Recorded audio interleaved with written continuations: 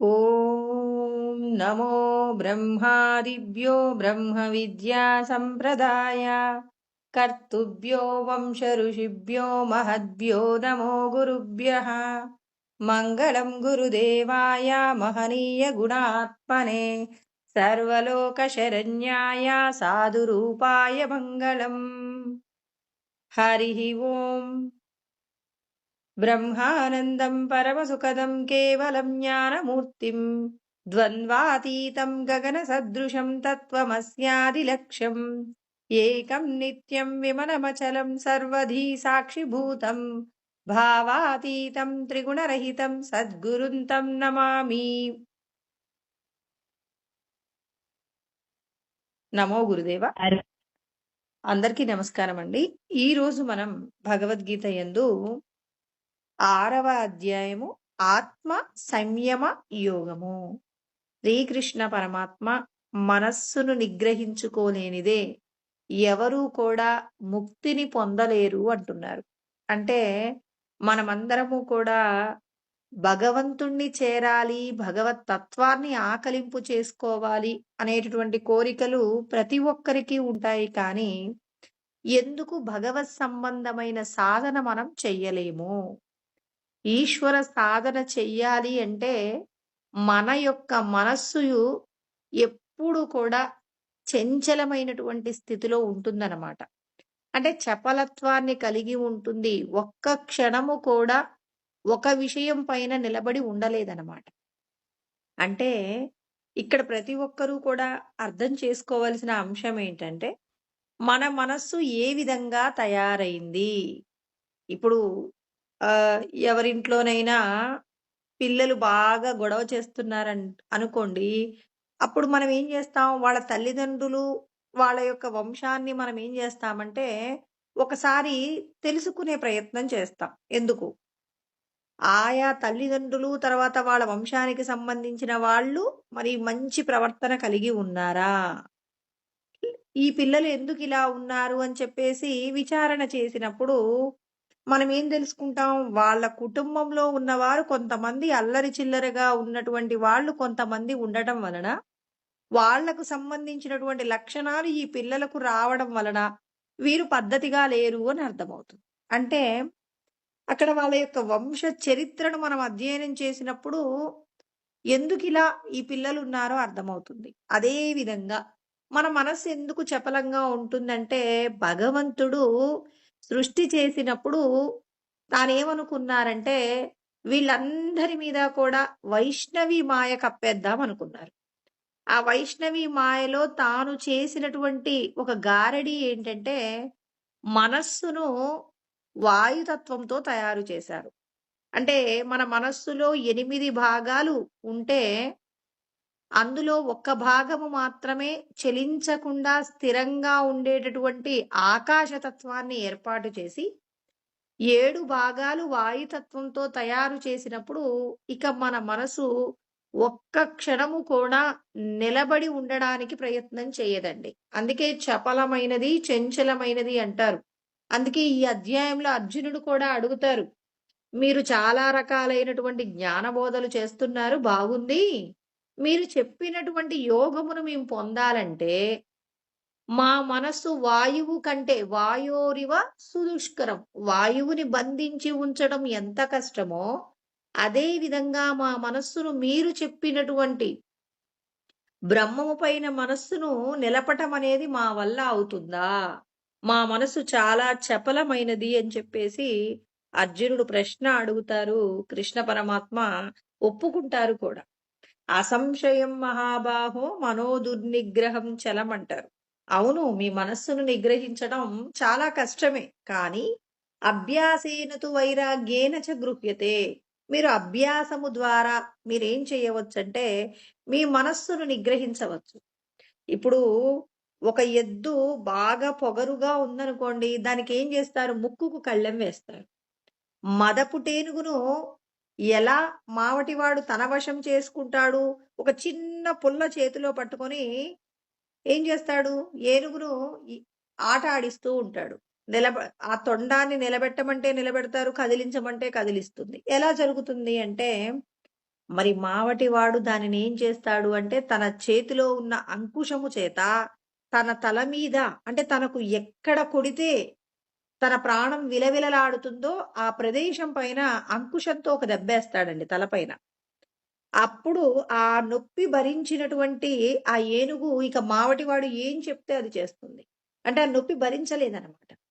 అంటే ఇక్కడ మనస్సును కూడా మనం నిగ్రహించాలి అంటే, మన మనస్సు యొక్క తత్వం ఏంటి? చలించేటటువంటి తత్వం. ఒక పిల్లవాడిని బాగు చేయాలంటే, ముందు మనం ఏం చేయాలి? ఆ పిల్లవాడిలో ఏ ఏ విషయాలలో చపలంగా ఉంటాడు? ఏ విషయాల యందు స్థిరంగా ఉంటాడు? వాడికి ఏ వస్తువంటే ఇష్టం? ఏ వస్తువంటే ఇష్టం లేదని, అతనికి ఇష్టమైనవి, ఇష్టం లేనివన్నీ కూడా ఒక పెన్ను, పేపర్ తీసుకున్నప్పుడు, ఇష్టమైన విషయాల కంటే ఇష్టం లేని విషయాలు ఎక్కువగా ఉన్నాయనుకోండి, ఆ పిల్లవాడికి ఏం చేయాలి? వాడికి ఇష్టం లేని విషయాలను ఇష్టమయ్యేలాగా మనం ఏం చేయాలి?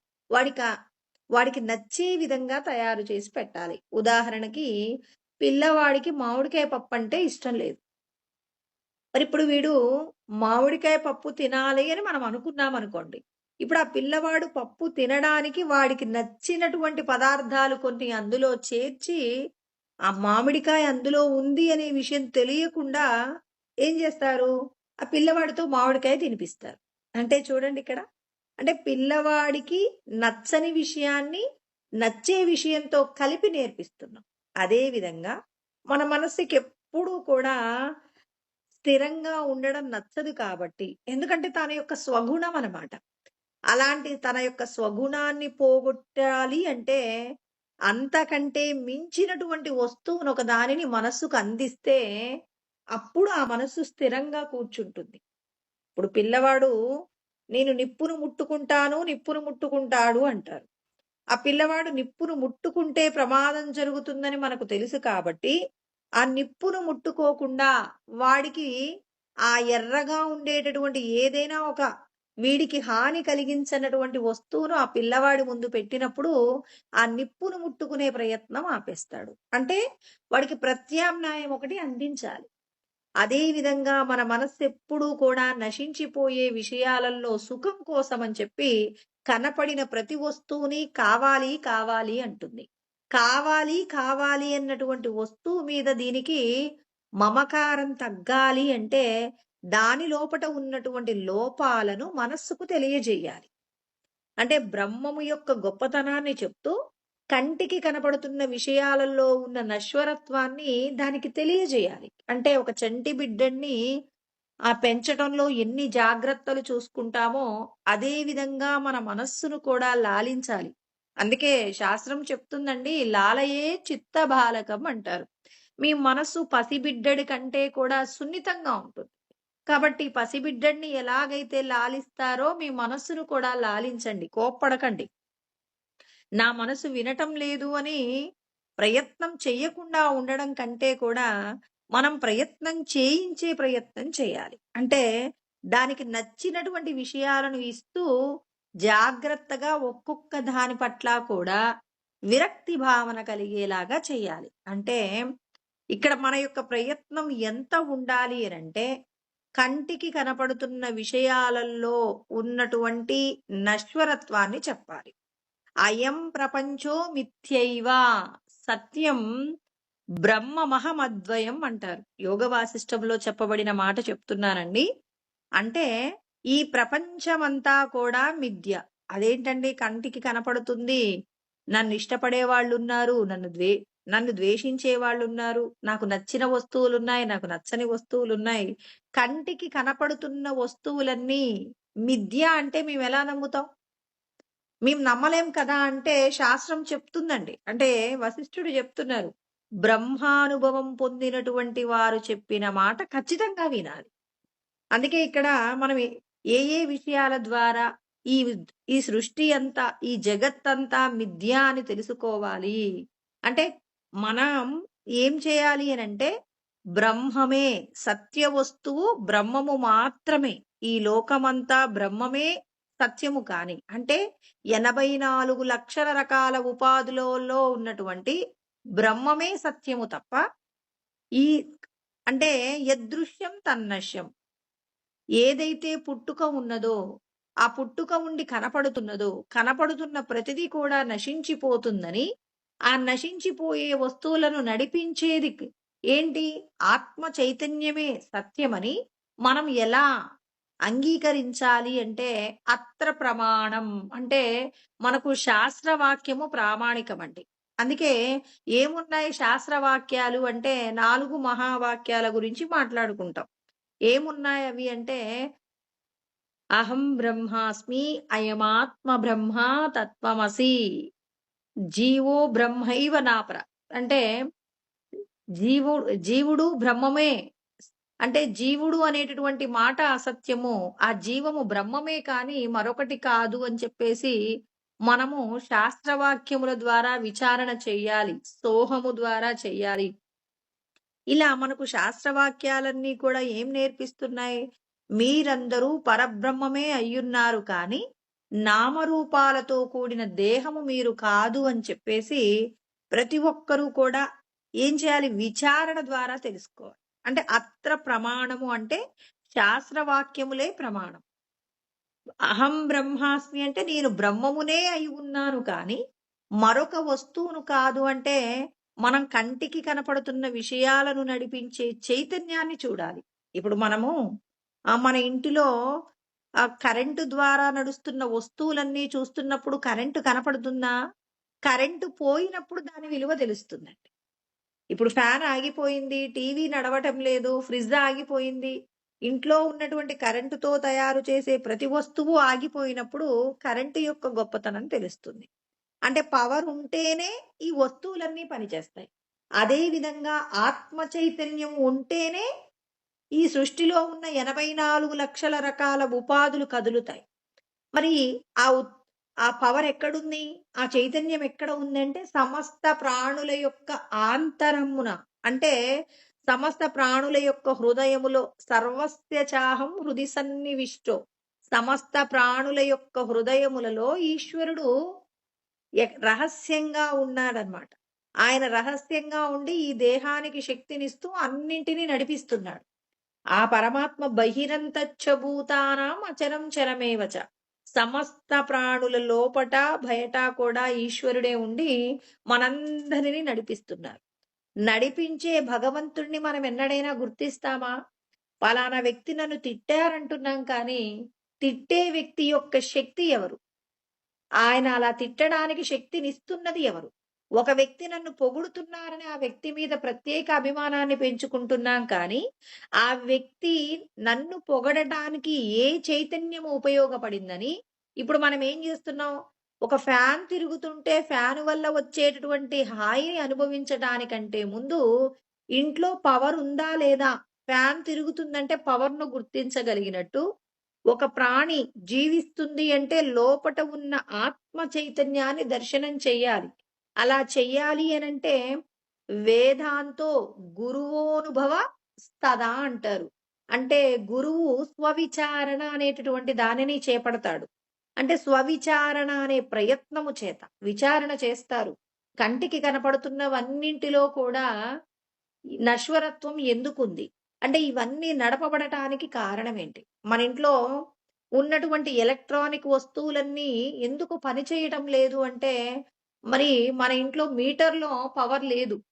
పవర్ లేనందువల్ల ఈ వస్తువులు పనిచేయడం లేదని ఎలా అర్థమవుతుందో, అదే విధంగా లోపట ఉన్నటువంటి జీవ చైతన్యము చేతనే మనమందరం బ్రతుకుతున్నామన్నప్పుడు, ఆ జీవ చైతన్యాన్ని గుర్తించగలిగినటువంటి శక్తిని మనం విచారణ అనేటటువంటి ప్రయత్నము చేత స్వానుభవపూర్వకంగా వాళ్ళేం జేస్తారు? కనపడుతున్న వస్తువులలో ఆనందముందా? లేకపోతే లోపట ఉన్న ఆత్మశక్తి ఎక్కువ ఆనందాన్నిస్తుందా అని వాళ్ళేం జేస్తున్నారు? స్వానుభవం చేత వాళ్ళు బ్రహ్మానందాన్ని ఎంత అనుభవించినా తరిగిపోని ఆనందాన్ని అనుభవించి, బ్రహ్మ సత్యం జగన్మిథ్య అని వాళ్ళు శాసనం చేశారు. అంటే కేవలం శాస్త్రంలో చెప్పబడిన వాక్యం ఆధారంగా బ్రహ్మమే సత్యమని చెప్పట్లేదు. స్వవిచారణ అనేటటువంటి ప్రయత్నం చేత వీళ్ళేం చేశారు? మనందరికీ నిరూపణ చేస్తున్నారు. ఇప్పుడు రమణ మహర్షి, రామకృష్ణ పరమహంస, వివేకానందుడు, విద్యా ప్రకాశానందగిరి స్వాముల వారు ఇలాంటి వీళ్ళందరూ కూడా కంటికి కనపడుతున్న విషయాలలో ఆనందం లేదు. ఉన్నప్పటికీ కూడా ఆనందంలో దుఃఖం పర్వతమంత ఉంటే సుఖం బిందువంతే ఉంది. బిందువంత సుఖం కోసం మీరు ఈ శరీరానికి సంబంధించినటువంటి శక్తిని వృధా చేసుకోకండి. శాశ్వతమైన ఆనందాన్ని పొందడం కోసం ప్రయత్నం చెయ్యండి. దేహ సంబంధమైన విషయాలలో మీరు ఆనందాన్ని పూర్ణంగా అనుభవించలేరు. ఎంతో దుఃఖాన్ని భరించవలసి వస్తుంది. అందుకే కృష్ణ పరమాత్మ అంటారనమాట, దుఃఖాలయం అశాశ్వతం. మీరు ధరించినటువంటి శరీరం ఏదైతే ఉందో ఇది దుఃఖానికి నిలయం. కాబట్టి మీరందరూ కూడా ఈ దుఃఖంతో కూడినటువంటి దృశ్య సంబంధమైన విషయాలు విడిచిపెట్టి బ్రహ్మానందం అనుభవించడానికి ప్రయత్నం చెయ్యండి. మీ ఆలోచనలన్నింటినీ కూడా కామక్రోధాది రూపములలో ఉన్నటువంటి సంకల్పాలన్నీ కూడా భగవంతుణ్ణి చేరడానికే వినియోగించాలి తప్ప నశించిపోయే విషయాల మీద కోరికలను కోరకండి. ఆ కోరికల వల్ల వచ్చేటటువంటి ఏదైతే అంటే కోరికలు తీరనప్పుడు కలిగేటువంటి కోపం ఏదైతే ఉందో అది మిమ్మల్ని జన్మ జన్మలు కూడా నీచపు యోనులలోకి వెళ్ళడానికి మీకు హేతు అవుతుంది. కాబట్టి మీరందరూ కూడా జాగ్రత్త పడండి అని చెప్పి వారందరూ కూడా బ్రహ్మానుభవాన్ని పొంది నశించిపోయేటటువంటి ఈ దేహ సంబంధమైన విషయాలను తుచ్చములుగా ఒక గడ్డి పరక మాదిరిగా చూడటం జరిగింది. మరి సంపదలు కానివ్వండి, ఇంకా ఈ లోకంలో ఏదైతే గొప్పది అనుకుంటున్నామో వీటన్నింటినీ కూడా వీళ్ళు చాలా సులభంగా విడిచిపెట్టగలిగారు. మనమైతే వాటి పట్ల ఆకర్షణతో తిరుగుతున్నాం. ఈ ఆకర్షణ ఉన్నంత కాలం నువ్వు భగవంతుణ్ణి తెలుసుకోలేవు. దీని పట్ల వికర్షణ అనే భావాన్ని నీ అంతట నువ్వు ఏర్పాటు చేసుకోవాల్సిందే తప్ప వేరెవరో వచ్చి నీ లోపటికి ప్రవేశించి నిన్ను బ్రహ్మమును కావడానికి ఎవరు చెయ్యలేరండి. గుర్రాన్ని నీటి వద్దకు తీసుకువెళ్ళగలరు, కానీ గుర్రము నీళ్లు తాగాలి. సద్గురువులు ఏం చేస్తున్నారు? స్వవిచారణ చేత పొందినటువంటి స్వానుభవాన్ని మనందరికీ చెప్తున్నారు. మేము పొందిన అనుభవాన్ని మీరు ఎలా సాధన చేయాలో నేర్పించగలరే కానీ సాధన చేసుకోవలసింది మాత్రం మనమే. కాబట్టి బ్రహ్మయేవ పశ్యతి బ్రహ్మ, బ్రహ్మము అయినటువంటి వారు మాత్రమే ఈ జగత్తులో కనపడుతున్నటువంటి 84 లక్షల రకాల ఉపాధులలో అంటే ఈ జగత్తులో ఉన్నటువంటి బ్రహ్మమును దర్శించగలుగుతున్నారు. కానీ నా బ్రహ్మ బ్రహ్మ పశ్యతి అంటే బ్రహ్మము కానివారు, అంటే ఈ దేహ సంబంధమైనటువంటి విషయాలు కంటికి కనపడుతూ నా భార్య గొప్పది, నా కుటుంబం గొప్పది, ఈ లోకం గొప్పది అని లోకంలో ఉన్నటువంటి విషయాలలో కామ క్రోధ లోభ మోహ మద మాత్సర్యములనే విషయాలతో తిరుగుతున్న వారికి భగవంతుడు కనపడడండి. వాళ్ళు చేస్తున్న పనులలో ఉన్నటువంటి గొప్పతనాన్ని చూసి మురిసిపోతారు. అంటే కర్తృత్వాన్ని తమ మీద వేసుకొని మేము చేశాము, మా వల్ల జరిగిందని ఆనందాన్ని పొందుతారు. బ్రహ్మజ్ఞానాన్ని అనుభవపూర్వకంగా ఎవరైతే విచారణ చేసి పొందుతారో వారు మాత్రమే ఈ ఉన్నదంతా బ్రహ్మమే. ఆ బ్రహ్మమే ఏమవుతుంది? జగత్తుగా మారుతుందండి. ఆ పరబ్రహ్మమే జగత్తు. ఒక రాయిని తీసుకొని ఆ రాయి మీద వేసినటువంటి ఏదైతే శిల్పాలు ఉన్నాయో ఆ శిల్పాలు ఒక నాగరికతను ఎలా తెలియచేస్తున్నాయో, అంటే ఒక రాయి ఉండటం వలన ఆ రాయి మీద అనేక శిల్పాలు చెక్కబడినప్పుడు ఒక నాగరికత యొక్క సాంఘిక ఆర్థిక రాజకీయ పరిస్థితులు నేర్పించినట్టుగానే ఇక్కడ మనం కూడా ఆత్మయందు బ్రహ్మమునందు ఈ జగత్తు ఏమైందంటే కల్పించబడి ఆ బ్రహ్మమే జగత్తుగా కనపడుతుంది. బ్రహ్మమును తెలుసుకున్న వారికి మాత్రమే ఇదంతా మాయా అని అర్థమవుతుంది. మనలాంటి వాళ్ళకి ఎలా కనపడుతుంది అంటే ఇది సత్యంలాగా కనపడుతుంది. మరి ఈ సత్యముగా కనపడుతున్నటువంటి ఈ వస్తువు మీద మనం ఏం చేయాలి? జగద్గురువులు బోధించినటువంటి స్వానుభవంతో బోధించినటువంటి జ్ఞానాన్ని మనం కూడా అనుభవంలోకి తెచ్చుకోవాలి అంటే ముందు ఈ జగత్తును బ్రహ్మం ఎలా సృష్టించింది అంటే కల్పించిందండి. ఈ లోకంలో మరి 14 లోకాలు, తర్వాత ఇంకా ఏమున్నాయి? ఆ బ్రహ్మదేవుడు, దేవతలు, తర్వాత ఇంకా లోకంలో వేదములు, సమస్త ప్రాణులన్నింటినీ కూడా సృష్టి చేశారు. మరి సృష్టి చేసినటువంటిదంతా కూడా బ్రహ్మమే అయి ఉంది. మనకేమో వీళ్ళు దేవతలని సెపరేటు, వీళ్ళు రాక్షసులని సెపరేటు, ఇవి 84 లక్షల రకాల ఉపాధులు. ఇది వేరు, ఇది వేరు అని చూస్తున్నాం. ఇది వేరు, ఇది వేరు అని చూస్తున్నాం. ఇన్ని రూపాలలో ఉన్నది ఎవరు అంటే బ్రహ్మమే. అంటే బ్రహ్మమే ఏమవుతుంది? జగత్తు రూపంలో కల్పించబడింది. ఈ కల్పించబడినటువంటి జగత్తు ఏమవుతుంది అంటే దృశ్య రూపంలో కనపడుతుందండి. అంటే మనమందరము కూడా బ్రహ్మజ్ఞానాన్ని అధ్యయనం చేస్తున్నాము కాబట్టి, ఈ జగత్తును ఎవరు సృష్టి చేశారు? దీనికి సృష్టికర్త ఎవరు అంటే ఆ పరబ్రహ్మమే. ఆ సృష్టి చేశారు అని. అంటే ముందుగా ఏం చేస్తున్నాం? జ్ఞాతుం. కల్పించబడినటువంటి జగత్తును మనం తెలుసుకుంటున్నామనమాట. తెలుసుకున్నప్పుడు జ్ఞాతుం, ద్రష్టుం చ. మళ్ళీ ఈ జగత్తులో కనపడుతున్నటువంటి వివిధ రూపాలలో త్రిగుణాల మాయ చేత ఒక్కొక్కరు ఒక్కొక్కలాగా ప్రవర్తిస్తారు. ఒకరేమో సంతోషంగా ఉంటారు, సత్వగుణం ఉన్నవారు. రజోగుణం ఉన్న వాళ్ళేమో ఇష్టమైతే ఇతరులకు మంచి చేస్తారు, ఇష్టం లేకపోతే చెయ్యరు. అంటే వీళ్ళెప్పుడు చపల గుణాన్ని కలిగి నలుగురి నలుగురు మెచ్చుకుంటారంటే ఇతరులకు దానం చేస్తారు. అంటే దంభముతో చేసేటటువంటి ప్రవృత్తి. ఎప్పుడూ భార్యాబిడ్డల మీద మమకారం. నేను నా కుటుంబము సమాజంలో గొప్పగా గౌరవించబడాలనేటటువంటి దంభము చేత బతుకుతూ ఉంటారు. ఇది రజోగుణ ప్రవృత్తి. తమోగుణం ఎవరు ఎటు వెళ్ళినా పర్వాలేదు అని ఎప్పుడూ తాను అన్యాయంగా, అధర్మంగా సంపదను సంపాదిస్తూ ఇతరుల యొక్క సంతోషాన్ని చెడగొడుతూ తాను మాత్రమే సంతోషంగా ఉండేటటువంటి ప్రవృత్తి కలిగిన వ్యక్తి తమోగుణంలో ఉంటారన్నమాట. అంటే ఈ 3 గుణాలతో కనపడుతున్న వాళ్ళలో ఈ మూడింటి యందు నిక్షిప్తమై ఈ మూడింటిని అంటే 3 గుణాల ద్వారా లోకాన్ని పాలిస్తున్న భగవంతుణ్ణి గనక మనం దర్శనం చేయగలిగితే అప్పుడు మనకి లోపటున్న భగవంతుడు కనపడతాడు. ఒక వ్యక్తి మంచి పని చేస్తున్నారు. అప్పుడు ఆ భగవంతుణ్ణి దర్శనం చేయండి. ఒక వ్యక్తి ఇతరులకు చెడు చేస్తున్నాడు. ఇతడు మాయ చేత పాపపు కర్మలు చేస్తున్నాడు. స్వార్థము చేత, అసూయ చేత, మోహము చేత, కామము కోరికల చేత తను తప్పు చేస్తున్నాడని.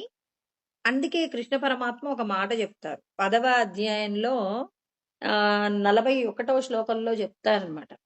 యద్యద్విభూతిమత్సత్వం శ్రీమదూర్జితమేవవ తత్తదేవావగత్యత్వం మమ తేజోంశ సంభవం అంటారు. అంటే ఉత్సాహవంతమైనది, ప్రకాశవంతమైనది, కాంతివంతమైనది ఈ లోకంలో ఏదైనా ఉంటే అది నేను అని గుర్తించండి. అంటే భగవంతుని మేమెలా గుర్తించాలి? ఒక దుర్మార్గుణ్ణి మనం ఆ వ్యక్తి చేసేటటువంటి పాపపు కార్యాల చేత దుర్మార్గుడు అంటున్నాం కదా!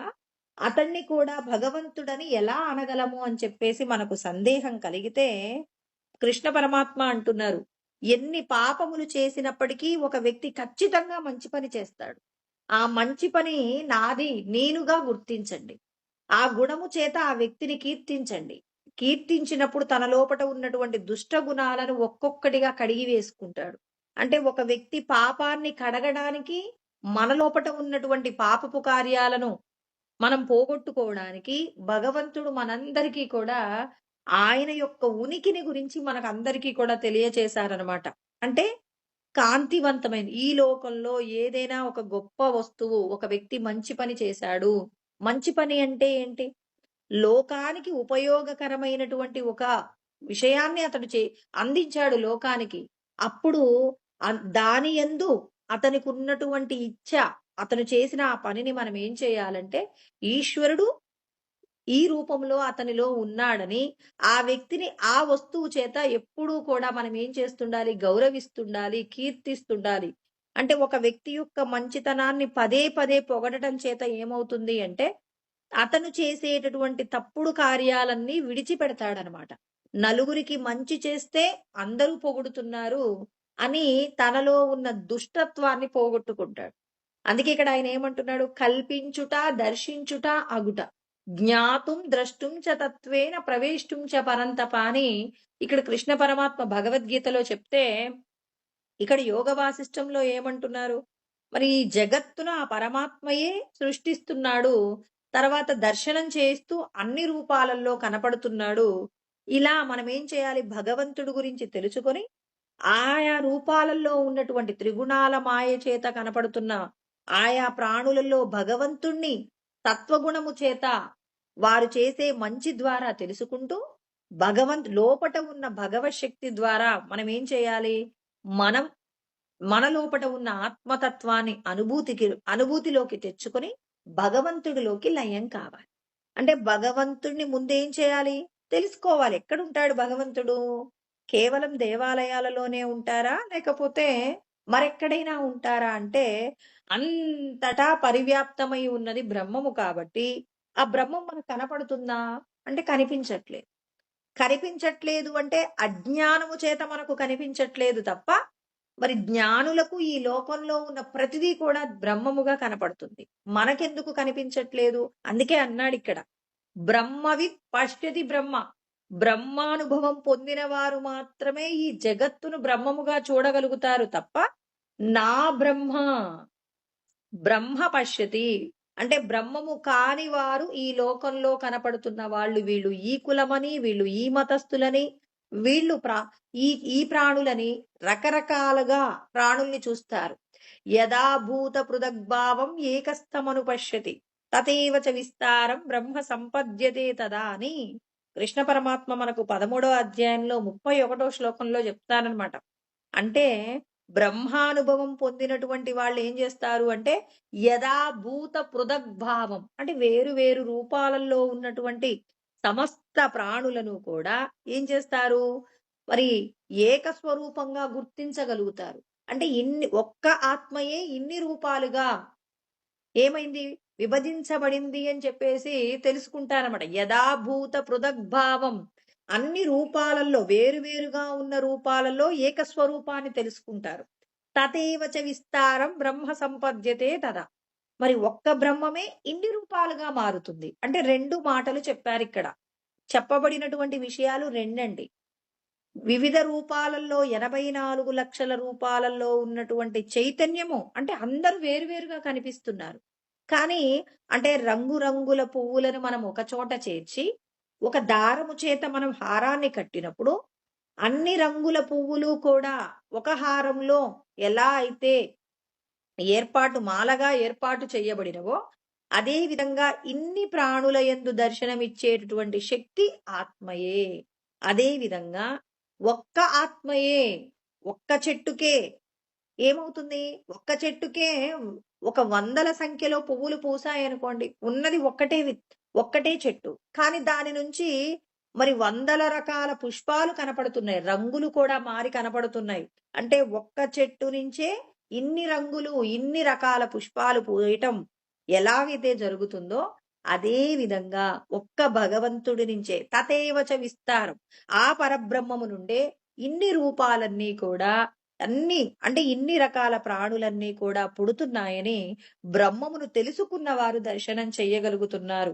పృథక్త్వేనతు యజ్ఞానం నానాభావాన్ పృథగ్విధ వేత్తి సర్వేషు భూతేషు తజ్ఞానం విద్ధి రాజసమని 18వ అధ్యాయం 21వ శ్లోకంలో నా బ్రహ్మ పశ్యతి. బ్రహ్మము కాని వాళ్ళు ఏం చేస్తున్నారు? రజోగుణ తత్వం కలిగిన వాళ్ళు ఏం చేస్తారంటే వీళ్ళందరినీ వేరువేరుగా చూస్తాం. ఇతడు మా అన్నయ్య అంటే నాకంటే వేరు, వీళ్ళు పలానా కులం అంటే వీళ్ళు వేరు, వీళ్ళు పక్కింటి వాళ్ళు, వీళ్ళు ఎదురింటి వాళ్ళు, ఇది ఈ రకమైన ప్రాణి అని వేరువేరుగా చూస్తున్నారు. అంటే మీకు ఇంకా బ్రహ్మతత్వం అనుభవంలోకి రాలేదు.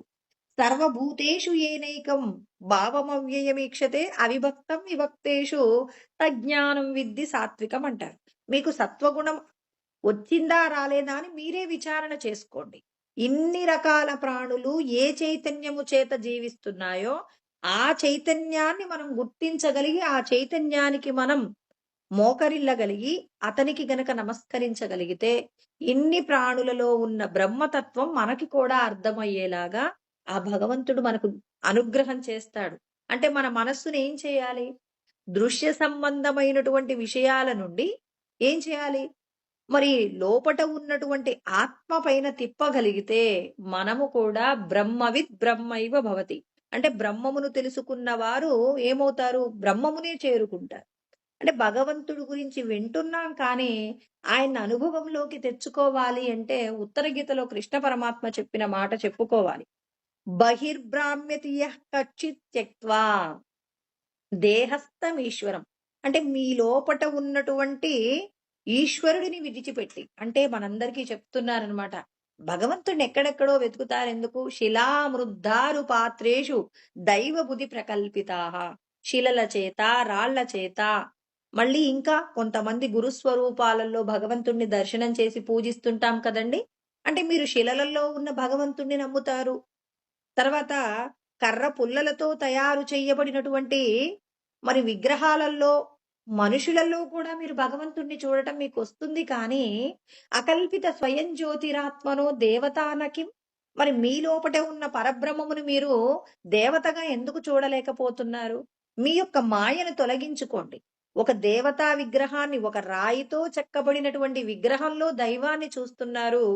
ఆ దైవానికి నిరంతరం పూజిస్తున్నారు కానీ, మీ లోపట ఉన్నటువంటి భగవంతుణ్ణి ఎందుకు దర్శనం చేయలేకపోతున్నారు? మిమ్మల్ని మీరు ఎందుకు దైవంగా మార్చుకోలేకపోతున్నారు అని మనల్ని కృష్ణ పరమాత్మ ఉత్తర గీతలో మనందరికి ఒక చురక వేశారనమాట. అంటే భగవంతుణ్ణి ఇంక జీవితాంతం బయటనే వెతుకుతారా? లోపట మీ లోపటున్న దైవాన్ని గుర్తించరా? మీరు బ్రతికి ఉండడానికి ఎవరు కారణం? మీరు ఎవరు లేకుంటే ఈ దేహం పడిపోతుందో, నేనుంటే శివం, నేను లేకుంటే శవం.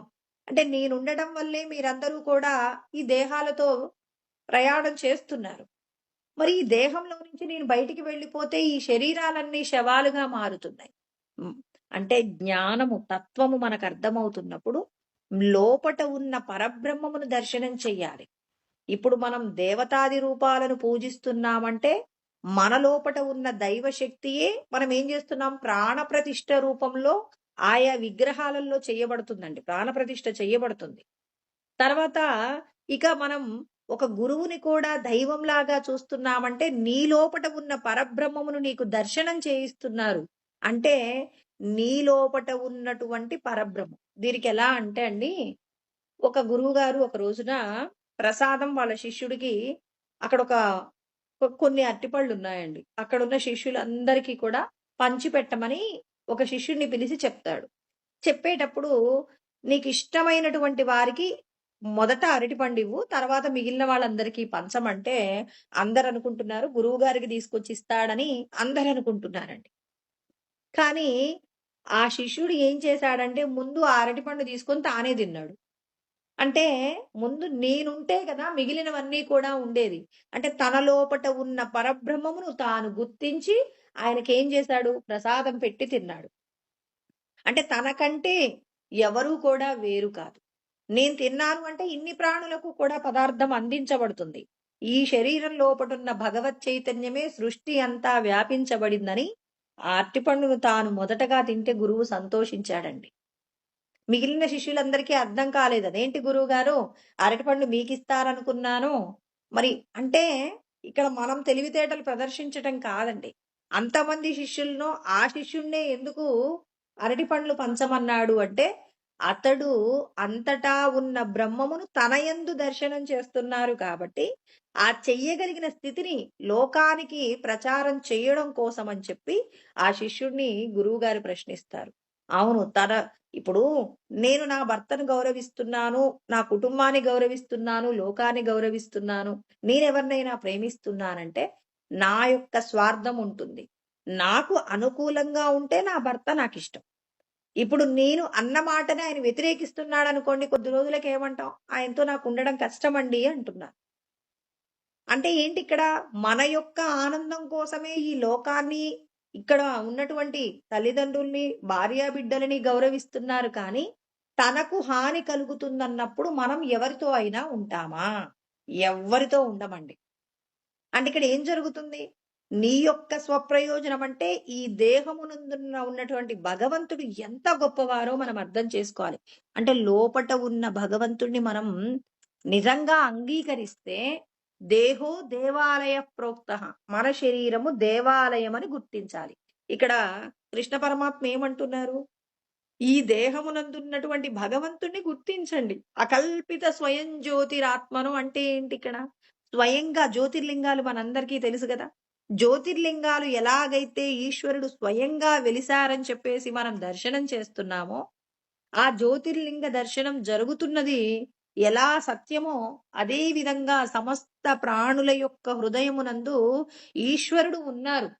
ఆ ఈశ్వరుడి యొక్క శక్తి చేతనే ఈ ప్రాణులన్నీ కదులుతున్నాయి కాబట్టి, మీ లోపట ఉన్న దైవాన్ని మీరు గుర్తిస్తే, ఈ శరీరాలు ఏమవుతున్నాయి? పవిత్రమవుతున్నాయి. దేవాలయంగా మారుతున్నాయి. మరి జీవో దేవః సనాతనః, సనాతనమైన దైవమే జీవంగా ఉందండి. కాబట్టి మనం జీవంగా కాకుండా దైవంగా మనల్ని మనం దిద్దుకోవాలి అంటే, త్యజేద్ అజ్ఞాన నిర్మాల్యం. అంటే ఈ దేహమే నేను అనేటటువంటి అజ్ఞానాన్ని పోగొట్టుకోండి. అజ్ఞానాన్ని పోగొట్టుకొని సోహం భావేన చింతయేత్. నేను బ్రహ్మమే అనేటటువంటి భావనను మీరు నిరంతరము కూడా సాధనం చేసుకోండి. అంటే కృష్ణ పరమాత్మ మనందరికీ మీరు ధరించిన శరీరాలన్నీ దేవాలయాలలో, ఈ దేవాలయాలలో దైవముంది. స్వయంగా జ్యోతిర్లింగ స్వరూపంగా మరి మీ లోపట నేను స్వయంగా వచ్చి కూర్చున్నాను. నన్ను గుర్తించండి. నేనున్నానని గుర్తిస్తే మీరు ఈ దేహంతో చేసే ప్రతి కర్మ దేవాలయంలో ఎలా అయితే పవిత్రంగా ఉంటామో, అంటే బాహ్యమునందు ఉన్నటువంటి దేవాలయాలలో ఎంత పవిత్రమైనటువంటి భావనలు కలిగి ఉంటామో, ఎంత పవిత్రమైన వాక్కులు, పవిత్రమైన శరీరానికి సంబంధించిన ప్రవర్తన ఉంటుందో, ఈ దేహాన్ని దేవాలయంగా గుర్తిస్తే మీరు అంత పరమ పవిత్రంగా ఉండండి. కామ, క్రోధ, లోభ, మోహ, మద, మాత్సర్యములను అణిచివేయండి. ఇవన్నీ భగవంతుడికి నచ్చేలాగా మలుచుకోండి. అందుకే ఇక్కడ ఆయన అంటున్నారు. ఏమన్నారు? బహిర్బ్రాహ్మ్యతి యః కచ్చిత్ త్యక్త్వా దేహస్థమీశ్వరం. లోపట ఉన్న ఈశ్వరుడిని వదిలేసి ఎక్కడో దేవుడున్నాడట పలానా ఊర్లో, ఆ దేవుడు వరాలిస్తున్నాడట అని చెప్పేసి మీరు ఎక్కడెక్కడికో వెళ్తున్నారు. మరి అలా వెళ్ళడం ఎలాంటిది అనంటే, స్వగృహే పాయసం త్యక్త్వా. అంటే పంచపక్ష పరమాన్నాలతో కూడిన ఆహారం ఇంట్లో ఉంటే, భిక్షామటతి దుర్మతిః. ఎవరైతే భిక్షాటన కోసం పక్కింట్లో ఏముందో అని చెప్పేసి పక్కింటికి వెళ్లి పుల్లకూర అడుక్కునేటటువంటి ఆ తత్వము ఎంత తప్పుడు ఆలోచనో, అంటే మన ఇంట్లో అన్నీ ఉన్నా పక్కింట్లో ఉన్నటువంటి ఆహారాన్ని తినాలనుకోవడం, మన ఇంట్లో మనకు భగవంతుడిచ్చిన దానితో తృప్తిగా ఉండకుండా వేరొకరు అనుభవించేటటువంటి సుఖాలు గొప్పవి అని ఆ సుఖాల కోసం పరిగెట్టడం ఎంతటి పాపమో, అదే విధంగా మన శరీరం లోపట మనం కోరుకున్నటువంటి కోరికలు కోటి కల్పవృక్షము అంటారు. కల్ప కల్పవృక్షం అంటే ఏ కోరిక కోరుకుంటే ఆ కోరికను తీర్చగలిగినటువంటి వృక్షము మీ దేహం లోపటే ఉంది. కాకపోతే మాయలో ఉంది. మాయలో ఉన్నటువంటి ఆ దైవాన్ని బయటికి తెచ్చుకుంటారా? లేకపోతే మాయలోనే ఉంది అని చెప్పి బయటెక్కడో ఉన్న విషయాల కోసం ఆనందపడతారా? అంటే ఎవరైతే తన లోపట ఉన్న దైవాన్ని గుర్తించి, ఆ దైవాన్ని మేలుకొలిపేందుకు ఎలా మేలుకొలపాలి? దైవీహేష గుణమయీ మమ మాయా దురత్యయ. పరమాత్మ చెప్పారండి. ఎక్కడా కూడా మనం భగవంతుణ్ణి చేరడానికి ఉపాయాలు చెప్పలేదని లేదు. భగవద్గీత మొత్తము కూడా భగవంతుణ్ణి చేరడానికి కావలసిన అనేక రకాలైనటువంటి విషయాలన్నింటినీ మనకు ఆ పరమాత్మ అందించారు. 7వ అధ్యాయం 14వ శ్లోకంలో చెప్తారనమాట. ఏమన్నారు? దైవీహేష గుణమయి. మీ మీద ఉన్న త్రిగుణాల మాయ, వైష్ణవి మాయ అంటారు కదా! ఈ వైష్ణవి మాయ మరి బయటపడడం, వైష్ణవి మాయ నుంచి బయటపడడం చాలా కష్టం. ఈశ్వరుడే చెప్తున్నారు. మమ మాయ దురత్య. మీరెవరూ కూడా అంత సామాన్యంగా బయటపడలేరు. నేను నిరంతరం దైవాన్నే పూజిస్తాను, నేను మాయలో నుంచి బయటపడతానంటే కుదరదు. ఎన్నో నియమాలు పాటించాలి. ఆ నియమాలన్నీ పాటిస్తూ మనం ఏం చేయాలి? అంటే భగవంతుడు ఈ శరీరం లోపట ఉన్నారన్నప్పుడు మనం ఆయన్నేం చేయాలి? సింపుల్‌గా అందుకే భగవంతుడంటాడు, భక్తి ద్వారా భక్త్యా త్వనన్యయా శక్య అహమేవం విదోర్జున. భక్తి ద్వారా మాత్రమే భగవంతుణ్ణి చేరగలుగుతారు కానీ, నవేద యజ్ఞాధ్యయనైర్న దానైన చ క్రియాభిర్న తపోభిరుగ్రై అంటాడు. అంటే వేదముల ద్వారా, యజ్ఞముల ద్వారా, తపస్సుల ద్వారా మీరు నన్ను తెలుసుకోలేరు. కేవలం భక్తి. ఎవరిలో అయితే భగవంతుడి మీద భక్తి. ఎక్కడున్న భగవంతుడు? ఈ శరీరమునందు స్వయం జ్యోతి స్వరూపంగా ఉన్నటువంటి పరంజ్యోతిని మీరు ప్రార్థించండి. ఆయన మార్గం సూచన మనకి చెప్తున్నారనమాట. ఏమంటున్నారు? మామేవ ఏ ప్రపద్యంతే. నన్ను ప్రార్థించండి చాలు. మీరు నన్ను ప్రార్థిస్తే నేనేం చేస్తాను? అప్పుడు మిమ్మల్ని మాయామేతాం తరంతితే. ఆ మాయ నుంచి బయటపడడానికి కావలసిన శక్తినిస్తాను. అంటే భగవంతుడు అంటున్నారు, నన్ను స్తుతించండి చాలు. మనం కొద్ది రోజులు కలిసుండేటటువంటి మనం ఏం చేస్తామంటే, తల్లిదండ్రుల్ని గౌరవిస్తాం, తల్లిదండ్రుల్ని స్తుతిస్తాం, భార్యని స్తుతిస్తాం, భర్తని స్తుతిస్తాం, పిల్లల్ని స్తుతిస్తాం. మరి ఏదైనా చిన్న సహాయం చేసిన వారిని స్తుతిస్తాం కానీ, ఇన్నింటిని ఇచ్చినటువంటి భగవంతుణ్ణి స్తుతించడానికి ఒక్కొక్కరు ఎంత సమయం వాడుతున్నారు. అందుకే పరమాచార్యుల వారు జీవించి ఉన్న కాలంలో ఒకసారి కొన్ని గ్రామాలకు వెళ్లారట. అంటే కొన్ని గ్రామాలు మూకుమ్మడిగా, అంటే చుట్టూ ఉన్నటువంటి గ్రామాలకు కేంద్రంగా ఉన్నటువంటి కంచిలో తమిళనాడులో ఒక ప్రాంతానికి వెళ్లారట. వెళ్తే మనం గురువు దగ్గరికి వెళ్ళినప్పుడు ఉత్త చేతులతో వెళ్ళం కదండీ! అందరూ కూడా ఎవరికి నచ్చినట్టుగా వాళ్ళు పండ్లు, పలహారాలు, తేనె, నెయ్యి, జీడిపప్పు ఇలాంటివన్నీ పట్టుకొనొచ్చారట. స్వామివారికి మనమిచ్చేది అందుతుంది, మా కోరికలు తీరుతాయని చెప్పేసి అందరూ వెళ్లారు. వెళ్ళినప్పుడు స్వామివారు అందుకే బ్రహ్మానుభవం పొందినటువంటి సద్గురువులు ఒకసారి దర్శనం ఇచ్చారు అంటే, లోకానికి ఎంత మేలు చేస్తారో ఇప్పుడు మనకర్థమవుతుంది. అంటే ఒకేసారిగా ఇంతమందికి కూడా తన ఆశీర్వాదం ఇచ్చేస్తారనమాట. ఎలా ఇచ్చేస్తారు అంటే, అందరూ కూడా అన్ని వస్తువులు తెస్తే చూసాడనమాట. అందరి చేతులలో పట్టుకొని కనపడ్డారు. అలా కనపడినప్పుడు ఆయన మాట్లాడారనమాట. స్వామివారు మాట్లాడుతూ, అంటే అందరూ కూడా స్వామివారిని మేము దర్శనం చెయ్యగలమా? ఆ వెనక ఉన్న వాళ్ళు కూడా, అయ్యో! స్వామివారి దర్శనం మేము చేయగలమా లేదా అని చెప్పి అందరూ కూడా చాలా ఉత్సాహంగా, ఉత్కంఠంగా వాళ్ళేం జేస్తున్నారు, స్వామివారిని చూస్తున్నారనమాట. అంటే స్వామివారిని దర్శనం చేయడం కోసం అని చెప్పి రకరకాల ప్రయత్నాలతో చూస్తున్నారు. డాబాలెక్కి, తర్వాత అక్కడున్న పిట్ట గోడలెక్కి అందరూ స్వామిని వారిని చూస్తున్నారు. అప్పుడు స్వామివారు ముక్త కంఠంతో ఒక్కటే మాట మాట్లాడారు. మీరందరూ నాకు రకరకాలైనటువంటి మధుర పదార్థాలు తీసుకొచ్చారు కదా! మరి ఇవన్నీ నేనేం జేసుకుంటాను? నేను సన్యాసిని. నేను వీటినన్నిటిని తీసుకోగలనా? వీటన్నింటిని అనుభవించగలనా? అయితే మీరందరూ నాకివ్వాలనుకుంటున్నారు గదా! నాకు మీరు తీసుకొచ్చినవన్నీ నేను తీసుకోవాలి అనుకుంటున్నారు కదా! మీరు నేనడిగిందొక్కటివ్వండి చాలు. అందరూ ఇవ్వగలిగిందే నేనడుగుతాను. ఇస్తారా అని అడిగారనమాట. అంటే అందరూ ముక్త కంఠంతో ఇస్తాము, ఇస్తాము, ఇస్తామన్నారనమాట. ఇస్తామంటే మీ జీవితంలో ఈ రోజు నుంచి ప్రమాణం చెయ్యండి నాకు. పరమాచార్యుల వారికి నేను నా జీవితంలో 10 నిమిషాల పాటు పరమాచార్యుల వారికి నేను ధారపోస్తున్నానని ప్రమాణం చెయ్యండని ఆ రోజు స్వామివారు ప్రమాణం చేయించారట అక్కడున్న వాళ్ళందరితో కూడా. ఒక్క 10 నిమిషాలు. నా పేరు స్మరణ చెయ్యమని చెప్పలేదండి. ఏమని చెప్పారు? మీకిష్టమైనటువంటి భగవంతుడి యొక్క నామాన్ని నా కోసం మీకున్న 24 గంటల సమయంలో ఒక్క 10 నిమిషాలు పరమాచార్యుల వారి కోసం అని చెప్పి నేనాయనకు ప్రమాణం చేశానని, మీ ఇష్ట దైవాన్ని పూజించండి, స్మరణ చెయ్యండని ఆయన అందరికీ కూడా ఏం చేయించారు?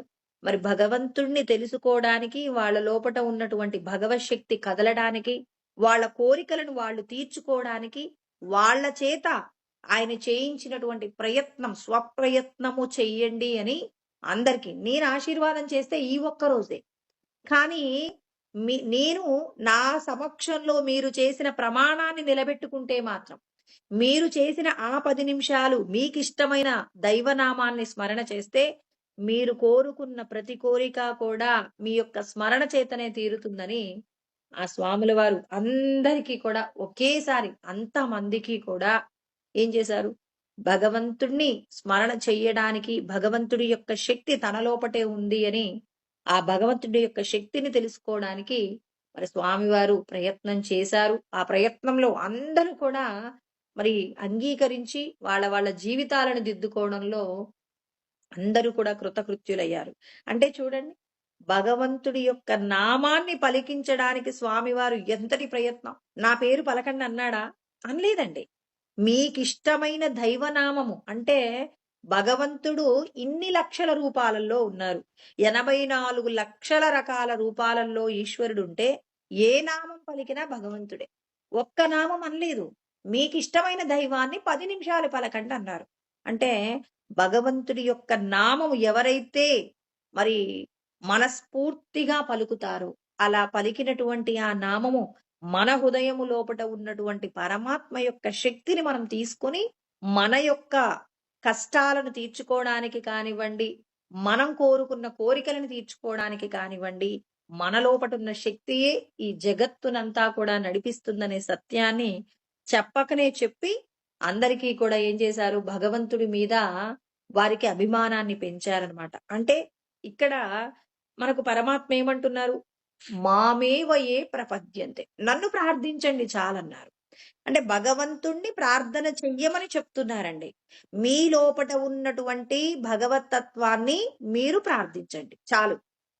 అప్పుడు మీ మీదున్న మాయ ఏమవుతుంది? పక్కకు పోతుంది. ఇప్పుడు రమణ మహర్షులు ఏమయ్యారు? ఆయన ఆశీర్వాదం చేస్తే చాలు, ఆయన చూపు చూస్తే చాలు అని చెప్పేసి మనం ఎందుకు వెళ్తున్నాం?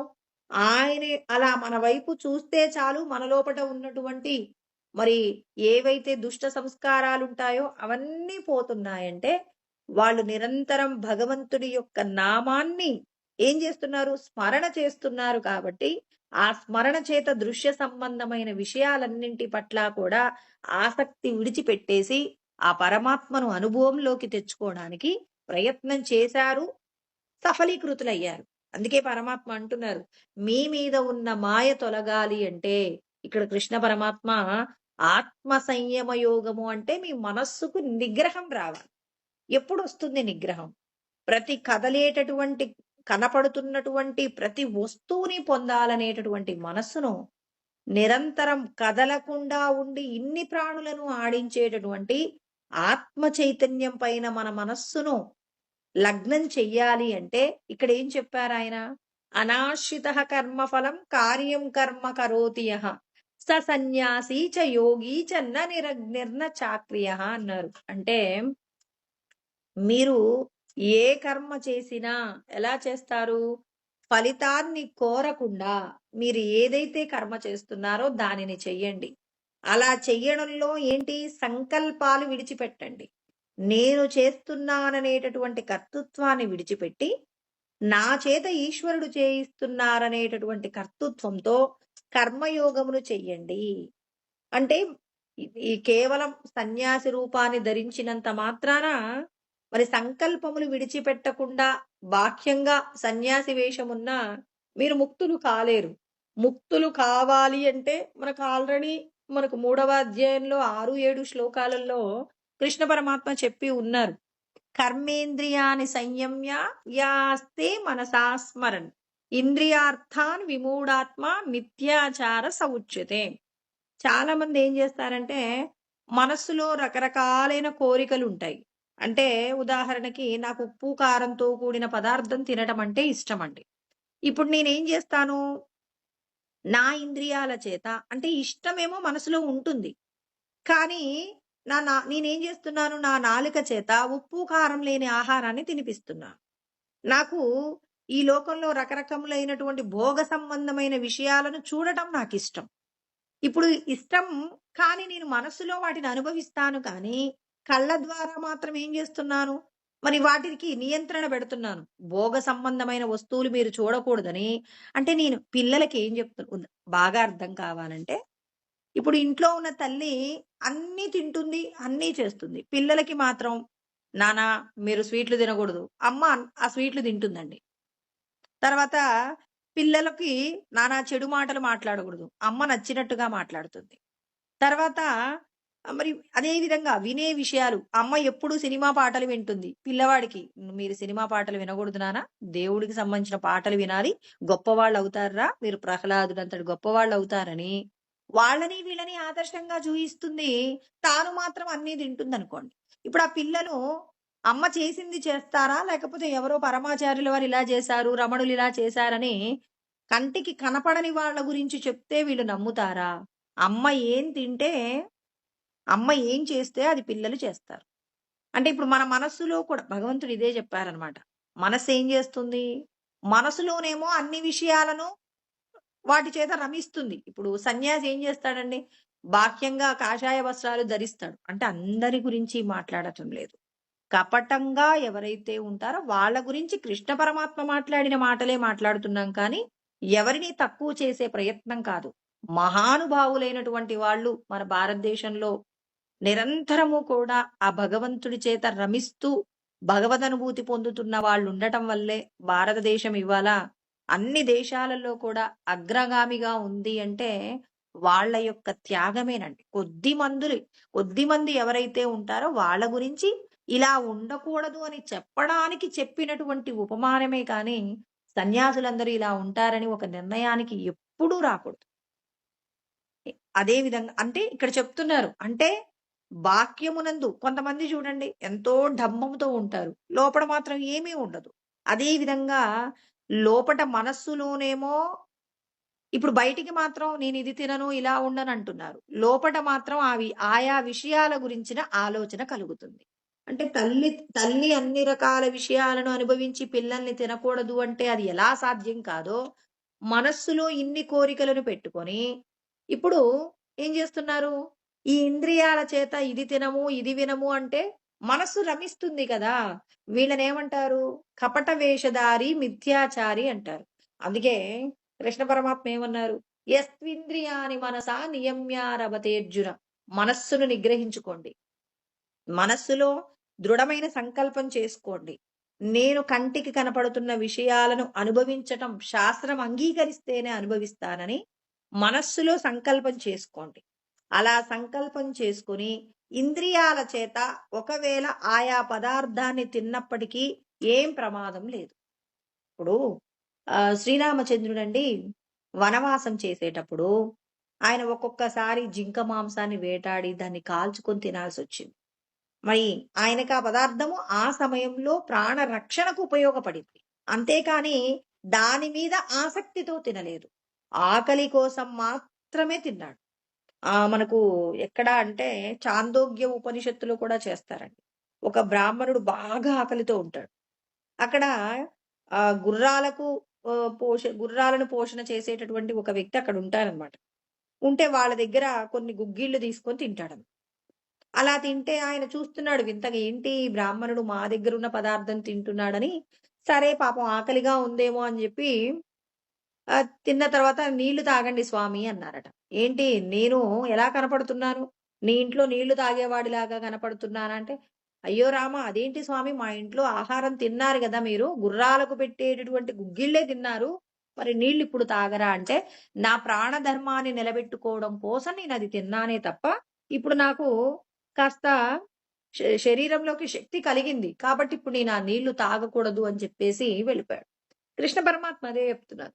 మనస్సు యందు తినాలనేటటువంటి కోరిక లేకుండా మీరు ఆ శరీరము చేత ఆయా విషయాలను అనుభవించినా అందుకే మనం నిన్న మొన్న కూడా చెప్పుకున్నాం. దుర్వాస మహర్షి రకరకాలైనటువంటి మధుర పదార్థాలను తిన్నప్పటికీ కూడా వాటిని ఏం చేశాడు? వాటి పట్ల ఆసక్తి, రుచిని ఆస్వాదిస్తూ తినలేదు కాబట్టి, మరి దుర్వాస మహర్షి గడ్డి లాంటి ఆహారం తిన్నారు అని చెప్పండి. యమున దారిస్తుంది అంటే, యమున దారి ఎందుకిచ్చింది? తినేటప్పుడు దాని మీద అబ్బా! నాకీ పప్పంటే ఇష్టమని తినలేదండి. ఆకలి తీర్చుకోవడానికి తిన్నాడంతే. వాళ్ళు పెట్టారు. పెట్టిన వాళ్ళు ఎలాగైనా పెట్టనివ్వండి. తినేటటువంటి ఆయన ఒక ఆమెడట ఒక సన్యాసికి రోజు ఆహారం పెట్టేదట. రోజు చక్కగా వేడి వేడి అన్నం, కొంచెం నెయ్యి వేసి ఆమె రోజు ఏదైతే పదార్థం వండుకుంటుందో, ఆ పదార్థాన్ని మధురంగా కలిపి స్వామివారి చేతిలో పెట్టేది. ఒక సన్యాసి చేతిలో పెట్టేదట. పెడితే ఆ స్వామివారు వచ్చేవాళ్ళు, తినేవాళ్ళు, ఆయన వెళ్ళిపోయేవాడు. ఈమెకొక రోజు అనిపించింది. నేను అంటే సహజంగా మనం ఆ పదార్థం యొక్క రుచికి లొంగిపోతాం కదా! అలాగే ఆలోచించి ఆమె ఈయనకి నేను రోజు మంచి చక్కగా వేడి వేడిగా ఉన్న పదార్థాన్ని నెయ్యి కలిపి పెడుతున్నాను. అంటే నువ్వు నెయ్యి కలిపి పెడుతున్నావా? ఇంకేదన్నా పెడుతున్నావా? అనేది ఆయనకు అవసరం లేదు. నాలుక యందు అమృతాన్ని తాగిన వారికి వాళ్ళు ఏది తిన్నా అమృతమేనండి. మనమేమనుకుంటాం, ఈరోజు నేను నెయ్యి వేసుకొని తిన్నాను గాబట్టి రుచిగా ఉంది. ఇవాళ కారంతో తింటున్నాను గాబట్టి రుచిగా లేదని మన నాలుకకు మాత్రమే రుచులు తెలుసు. కానీ ఆత్మానందాన్ని అనుభవించిన వారికి నాలుకకు రుచి ఉండదండి. అమృతం తాగిన వారికి ఏది తిన్నా అమృతమే. కాబట్టి ఇప్పుడు ఒకరోజు ఆమె ఏం చేసిందట, క్యారెటు చక్కగా పొట్టు తీసి, శుభ్రంగా కడిగి, ఆయనొచ్చేంత వరకు మంచిగా ఒక పాత్రలో పెట్టి కూర్చుందట. ఇప్పుడు ఆ స్వామివారొచ్చారు. రాగానే ఈమె ఆ క్యారెట్ పొట్టు తీసుకొచ్చి స్వామివారి చేతిలో పెట్టిందట. రోజూ ఈమె మధుర మధురంగా పెడుతున్నానని పెట్టిన ఆహారాన్ని ఎంత ప్రేమగా తినేవాడో, ఇవాళ ఆమె పెట్టినటువంటి క్యారెట్ పొట్టు కూడా అంత హాయిగా తిన్నారట. ఆమె ఆశ్చర్యపోయి కాళ్ళ మీద పడింది. "స్వామి నన్ను మన్నించండి. మేమందరము కూడా రుచికి లొంగిపోయి, నేను మీకు చక్కటి పదార్థం పెడుతున్నాను అని చెప్పి, మరి నేనేం చేశాను? మిమ్మల్ని అనుమానించాను. నన్ను మన్నించండి" అని చెప్పి పాదాల మీద పడింది. అంటే మనమేం చేస్తాం? రుచికి లొంగిపోయి తింటాం.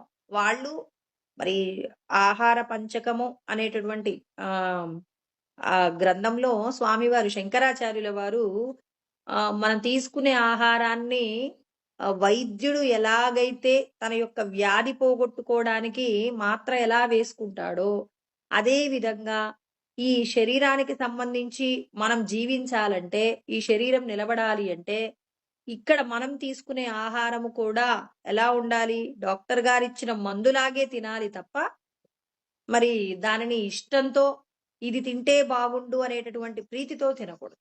అంటే మనమందరం ఇవాళ ఎలా ఉన్నామంటే తినడానికి బతుకుతున్నాం.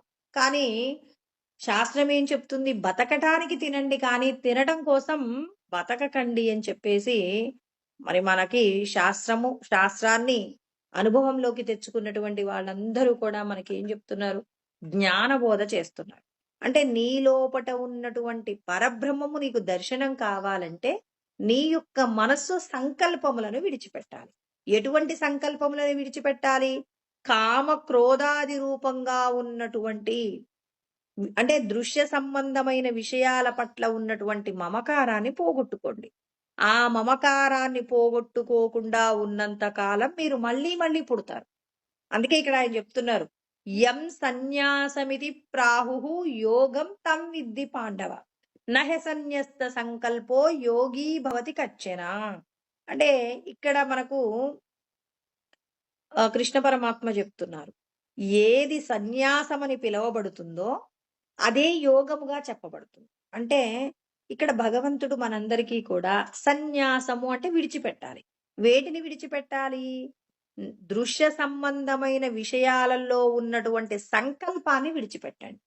నేను ఇది తినాలి, ఇది ఉంటేనే సంతోషంగా ఉండగలను, అది ఉంటేనే సంతోషంగా ఉండగలను అనేటటువంటి ఆ కోరికల వల్ల కలిగేటటువంటి ఏదైతే సంకల్పం ఉందో ఆ సంకల్పం విడిచిపెట్టండి. ఇక్కడ మనకి కృష్ణ పరమాత్మ యోగం గురించి మాట్లాడతారు.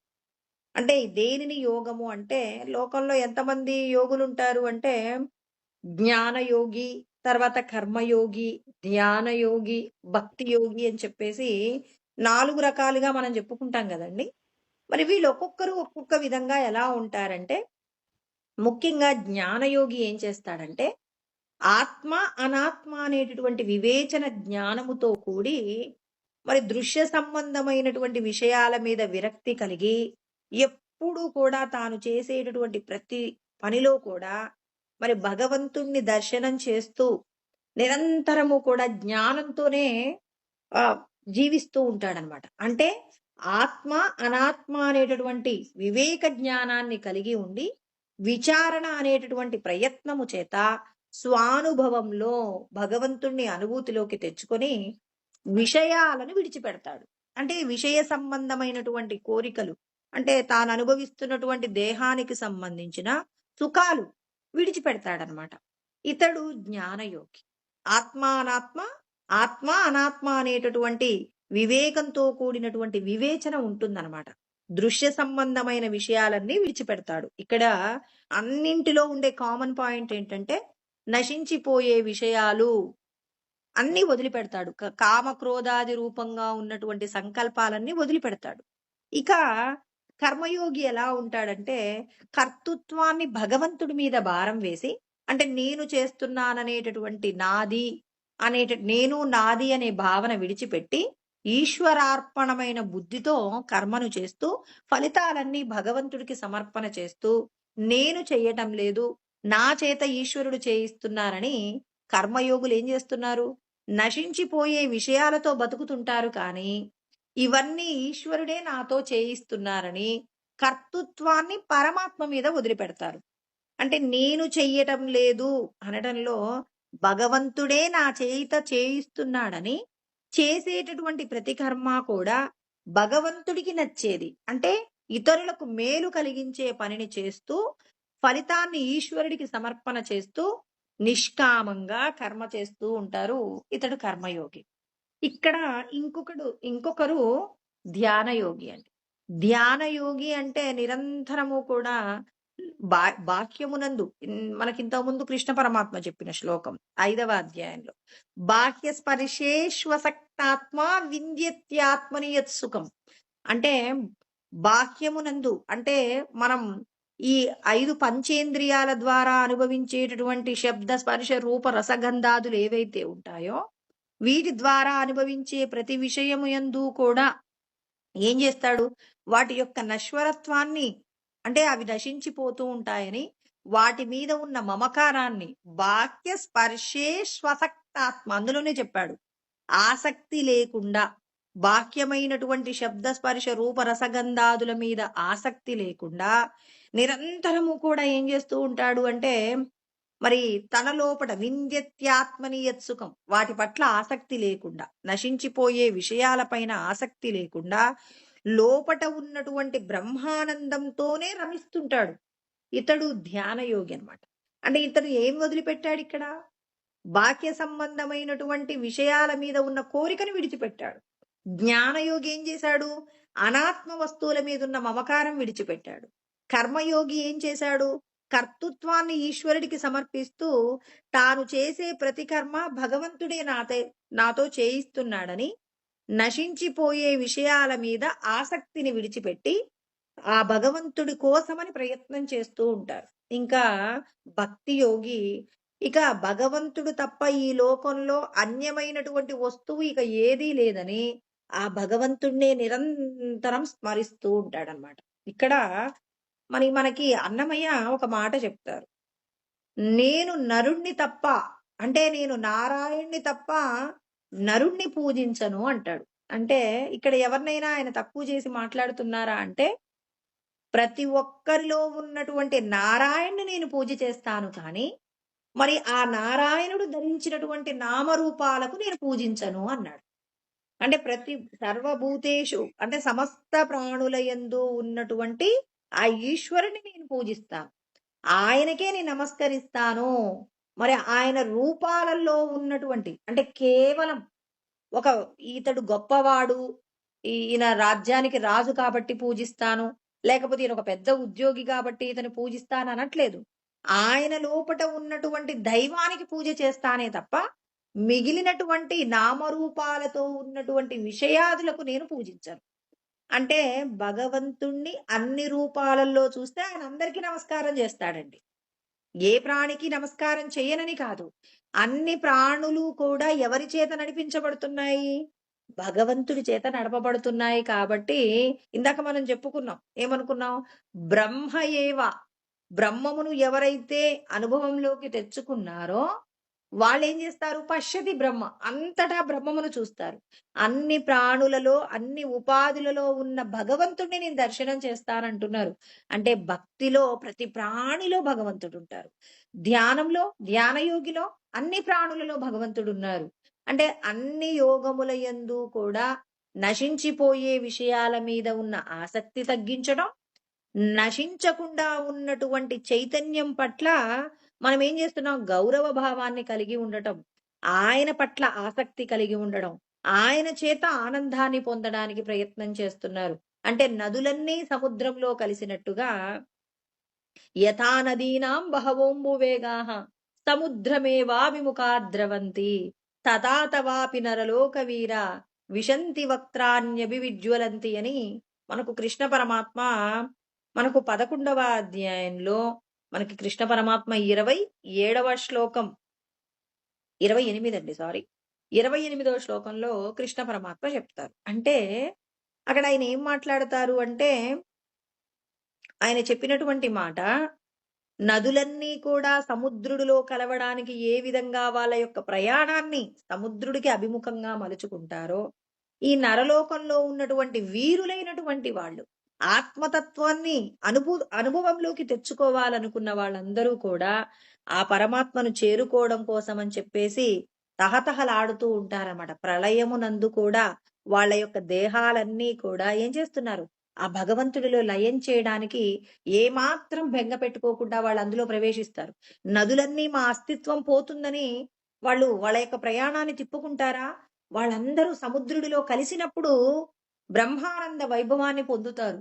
అదే విధంగా ఈ శరీరాలు ప్రళయంలో వెళ్ళిపోతున్నప్పటికీ కూడా భయపడరట.